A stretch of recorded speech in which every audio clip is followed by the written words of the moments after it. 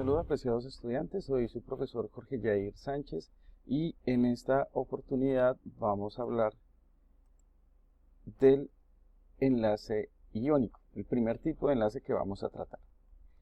El enlace iónico pues principalmente es la fuerza de atracción entre los iones con carga opuesta, es decir, que en este tipo de enlace se forman iones con cargas opuestas, es decir, que aquí vamos a tener la presencia de iones positivos y la presencia de iones negativos.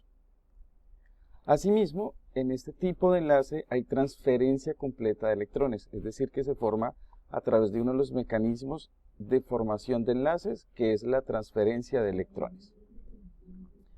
Por lo tanto, una de las características fundamentales del enlace iónico es que se da entre metales y no metales. Los metales son los que van a transferir los iones a los no metales, los electrones a los no metales.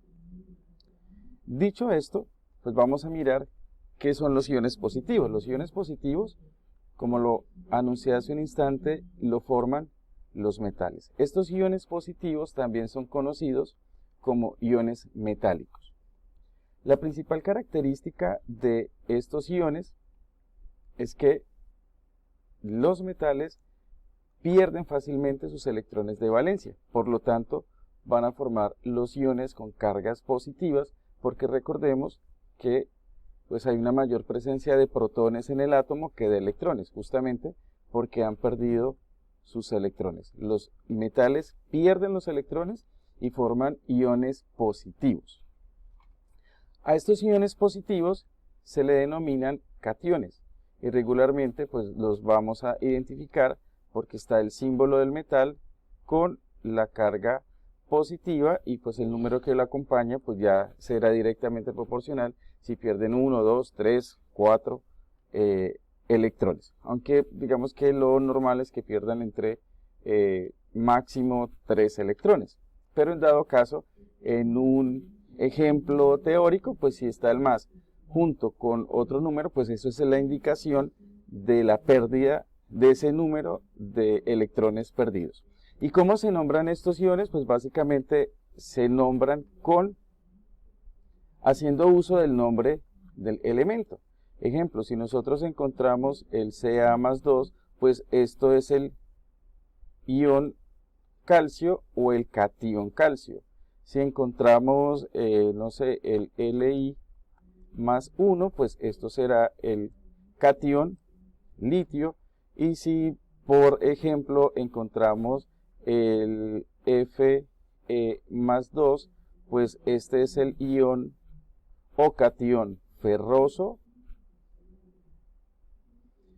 Y también el hierro me puede formar otro ion que es el ion férrico. Y aquí entonces podemos notar que cuando el hierro está trabajando con +3, quiere decir que en ese momento, en esa reacción, en ese compuesto, él está perdiendo 3 electrones y cuando encontramos el hierro con +2, pues eso es una indicación de que el hierro está perdiendo 2 electrones.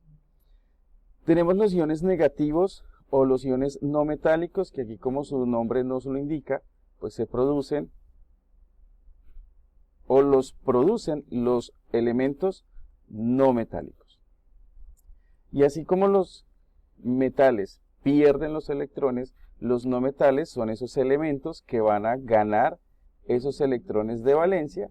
Y recuerden que la razón por la cual se ganan los electrones es para completar los 8 electrones en su último nivel de energía, y esto genera la formación de iones negativos.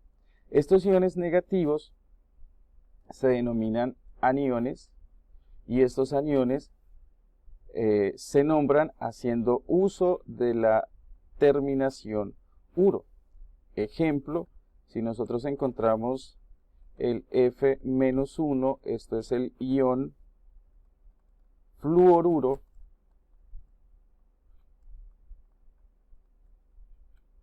si un ion muy conocido es el ion cloruro o anión cloruro. Y si por ejemplo encontramos el S-2, pues este es el ion sulfuro.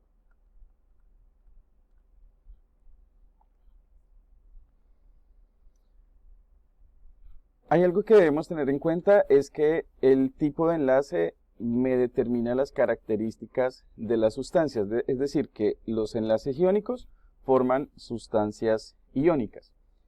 Y estas sustancias se forman en el momento en que un átomo pierde electrones con facilidad con otro átomo que tiene una alta afinidad para atraer electrones. Es decir, que debemos tener dos átomos que tengan esas características. Uno que libere fácilmente sus electrones y otro que tenga esa tendencia para atraer electrones. Y esa tendencia para atraer electrones es la electronegatividad. Recuerden que esta propiedad periódica nos indica que la electronegatividad es la tendencia que tiene un átomo para atraer electrones. Es decir, que el elemento más electronegativo será quien atraiga los electrones del elemento menos electronegativo. Por ende, el metal es el elemento que presenta la menor electronegatividad y el no metal va a ser el elemento que presente la mayor electronegatividad. Por ende, este elemento pues va a atraer los electrones del metal. Y aquí tenemos la representación de la ecuación general. Normalmente los metales los vamos a representar con una M mayúscula en ecuaciones generales, los no metales con la X, y el compuesto iónico se presenta cuando este metal transfiere su o sus electrones al no metal. Eso va a depender básicamente de las características tanto del metal como del no metal.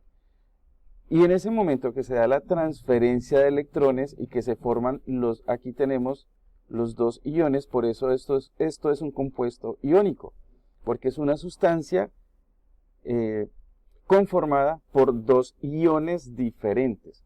Un ion positivo, que es el que pierde o libera sus electrones, y un ion negativo, que en este caso es el que gana los electrones. Porque aquí de manera gráfica está más grande la esfera del no metal que del metal, pues justamente porque al ganar los electrones pues va a aumentar esa densidad de electronegatividad, esa densidad electrónica, y eso quiere decir que la nube de electrones pues se va a concentrar más hacia el lado de el no metal. Y aquí tenemos la representación de la formación del cloruro de sodio, que es el compuesto iónico más conocido y es el ejemplo clásico para poder explicar este tipo de situaciones. Aquí tenemos el átomo de sodio. Recuerden que el sodio aquí es el metal y el cloro, que es el no metal, es decir, es el elemento más electronegativo, pues fíjense que incide para que el átomo de sodio le transfiera su único electrón. ¿Por qué su único electrón? Porque es un elemento que está en el primer grupo de la tabla periódica, por ende tiene solamente un único electrón en su capa de valencia. Cuando el metal o cuando el átomo de sodio libera su electrón, pues inmediatamente se convierte en el ion sodio. Y de manera paralela, porque esos procesos se dan simultáneamente, cuando el metal se convierte en ion sodio, inmediatamente el no metal o el átomo de cloro pues se convierte en ion cloruro. ¿Por qué? Porque ha ganado ese electrón aportado por el sodio.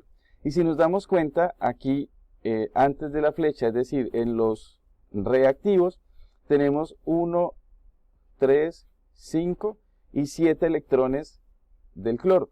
Los elementos del grupo 7A siempre van a tener 7 electrones de valencia, y cuando el átomo de cloro gana ese electrón, pues ya completa el octeto y por ende este ion también adquiere esa estabilidad similar a la del gas noble que tiene como vecino en el periodo.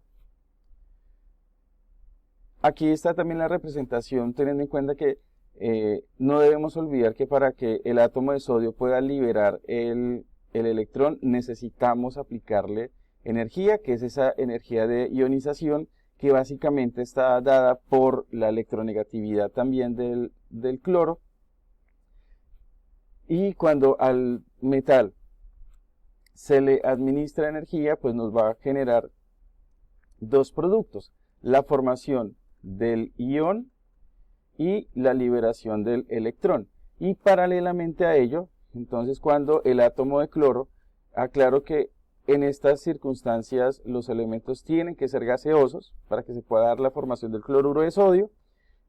Cuando el átomo de cloro recibe el electrón, pues forma el ion cloruro y pues también hay una liberación de energía por la formación del enlace. Siempre que hayan formaciones de enlaces o rupturas de enlaces, hay liberación de energía. Como estamos hablando de enlaces iónicos, pues es decir que tenemos momentos de ionización, se nos están formando dos tipos de iones. Cuando el átomo metálico pierde electrones, en química decimos que ese metal se oxida. Y al proceso, cuando el átomo no metálico gana los electrones que aportan los metales, pues podemos decir que ese átomo o ese no metal se reduce. La reducción es sinónimo de ganancia de electrones y la oxidación es sinónimo de pérdida de electrones. Aquí tenemos la representación de la estructura de un compuesto iónico, de la manera como se distribuyen los iones para formar esos cristales de cloruro de sodio. Aquí las esferas verdes que tienen un mayor volumen pues son las de cloro y las moradas son las de el ion sodio, que lógicamente son más pequeñas. Y aquí también tenemos la representación mediante el modelo de esferas y palos del mismo compuesto. Esta es una imagen tomada bajo el microscopio del cloruro de sodio. Cabe aclarar que una de las características de estos compuestos es que son extremadamente estables, son tan estables que para poder fundir, es decir, para poder llevar a estado líquido el cloruro de sodio, necesitamos alcanzar una temperatura constante de 808 grados Celsius. Debemos recordar que los no metales oxidan los metales y que los metales reducen los no metales. Y hay unas tendencias que se dan en la tabla periódica, es decir que en los elementos del grupo 1A siempre van a perder un electrón y van a formar cationes monopositivos. En los elementos del grupo 2A siempre van a perder dos electrones y van a formar cationes dipositivos. En los elementos del grupo 3A pierden 3 electrones, forman cationes tripositivos. Una característica del grupo 4A es que no forma iones. Y al contrario de los metales, los no metales, los del grupo 5A ganan 3 electrones, los del 6 y los del 7, 2 y un electrón respectivamente. Muy bien, hasta aquí esta parte de lo que es el enlace iónico y ya entraremos a definir posteriormente el enlace covalente.